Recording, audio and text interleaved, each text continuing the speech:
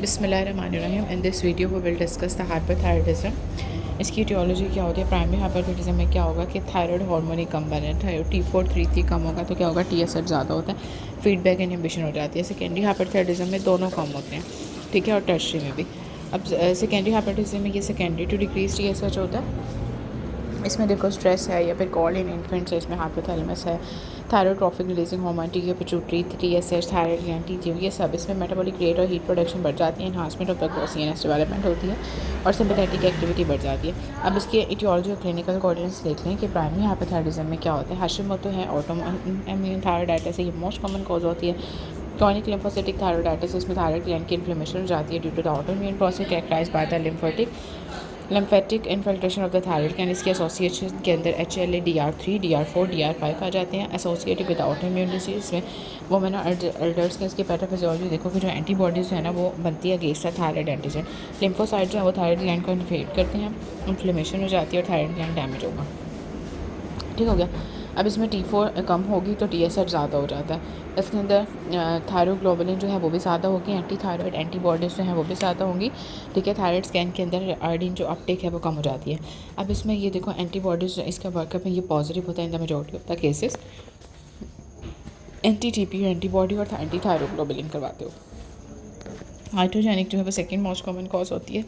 इसमें थायराइडेक्टमी है, radio active ablation है, एंटी थायराइड ड्रग की वजह से लिथियम लाइक द एमेट्रोम, ठीक है। आयरन की डेफिशिएंसी होगी या इनहेरिटेड है या इन्फिल्ट्रेशन हुई है बाय द एमाइलोडोसिस सार्कोइडोसिस, ठीक है, हेमाटोक्रोमेटोसिस। इसके अलावा ट्रांजिट हाइपोथायराइडिज्म क्या होता है, इसमें सब एक्यूट जो है वो लिम्फोसाइटिक थायरोडाइटिस होता है, इसमें वायरल इन्फेक्शन की वजह से थायराइड जो है वो डैमेज होगा। पोस्टमार्टम थायराइडिज्म क्या होता है कि इसमें प्रेगनेंसी की वजह से हार्मोन रिस्पॉन्स जो है वो एक्सेलरेट करेगा और फिर इसको डैमेज कर देता है। अब इसमें देखो ऑटोइम्यून हाइपोथायराइडिज्म में हैशिमोटो थायराइडाइटिस आता है, एट्रोफिक है, आइट्रोजेनिक के अंदर सब टोटोथायराइडेक्टमी होती है, एक्सटर्नल इरेडिएशन हो जाती है, ड्रग्स हैं, कंजेंटल है, आइडेंटिटी, वो already all of this topic we have discuss. So clinical presentation के अंदर देखो इसमें क्या होता है कि BMR कम होगा, सिंपैथेटिक एक्टिविटी कम हो जाएगी, CNS की एक्टिविटी कम हो जाती है, ठीक है, स्लीपलेस, फटीग, इम्पेयर्ड मेमोरी, ये सब होगा, ठीक है। CVS के अंदर T4 कम होगा तो ब्रेडिकार्डिया होता है, एक्सटर्नल डिस्निया हो सकता है, हाइपरटेंशन डायस्टोलिक हाइपरटेंशन होती है, ठीक है। GIT के अंदर T4 कम होगा तो वेट गेन, एपेटाइट कम होगी, रिप्रोडक्टिव के अंदर इनफर्टिलिटी है, लिबिडो हो सकती है। मस्कुलेटल देखो तो प्रॉक्सिमल मायोपैथी होती है, ठीक है। इसके अलावा इसमें क्या होगा, ब्रिजल नेल्स मिलेंगे, मिक्सडीमा होता है, पफी फेस मिलता है, hoarseness of the voice, carpal tunnel syndrome. Metabolic के अंदर डिस्लिपिडीमिया होता है, ठीक है। एग्जामिनेशन में हैशिमोटो में देखो तो इसमें वेग और रेगुलेटरी होती है। उसमें फिर लैब पैरामीटर्स में देखो CBC के अंदर आपको एनीमिया मिलता है, लिपिड प्रोफाइल के अंदर कोलेस्ट्रॉल LDL टैग ज़्यादा हो जाता है, CPK भी ज़्यादा होगा। डायग्नोस्टिक वर्कअप के अंदर क्या होता है, इसमें थायराइड स्टिमुलेटरी हार्मोन जो होता है, इसमें इसकी यूटिलिटी देखो, इसका स्क्रीनिंग टेस्ट होता है ना बहुत स्पेसिफिक और सेंसिटिव होता है। डायग्नोस कैसे, इसको डायग्नोस करते हैं सब क्लिनिकली। और माइल्ड हाइपोथायराइडिज्म को कैसे, इसकी वैल्यू जो है ना वो 0.4 से 4 होती है। TSH अगर 4 से ज़्यादा होगा, TSH अगर 10 से ज़्यादा तो क्या है, इसको ट्रीटमेंट की ज़रूरत है। Concept of the sub clinical hypothyroidism में क्या होगा कि TSH है, T4 इसमें नॉर्मल होता है, ठीक है।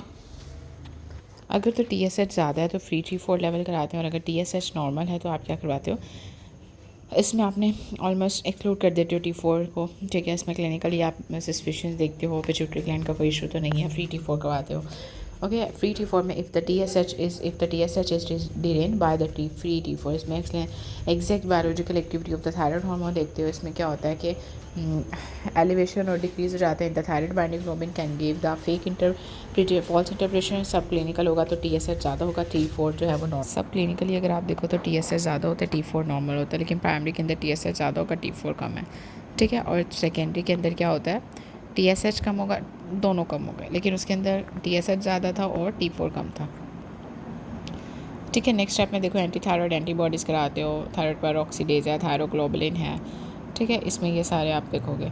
अब indication of the treatment in the mild सब क्लिनिकल में क्या होता है कि TSH ज़्यादा है, TSH ज़्यादा तो उसके सिम्टम्स ट्रीट करेंगे, इनफर्टिलिटी है उसको ट्रीट करेंगे, ठीक है। इसके अलावा डिस्लिपिडीमिया है, एंटी थायराइड एंटीबॉडीज़ है, इन सब को ट्रीट करेंगे। इसमें आप देखो कि TSH को मेजर करते हैं, एलिवेटेड है, नॉर्मल है, एलिवेटेड होगा, ठीक है। मेजर अनबाउंड T4 का मतलब है इसमें नॉर्मल है तो माइल्ड हाइपोथायराइडिज्म है, लो है तो प्राइमरी हाइपोथायराइडिज्म है। माइल्ड हाइपोथायराइडिज्म में क्या होता है, एंटीबॉडीज़ और सिम्टोमेटिकली, और तो इसमें क्या होगा T4 ट्रीटमेंट, और अगर नो सिम्टम्स तो एनुअल फॉलोअप करते हैं। अगर एंटीबॉडीज़ पॉजिटिव होगी तो इसमें ऑटो इम्यून है, और अगर नेगेटिव होगी तो हम इसे कॉज को रूल आउट करेंगे।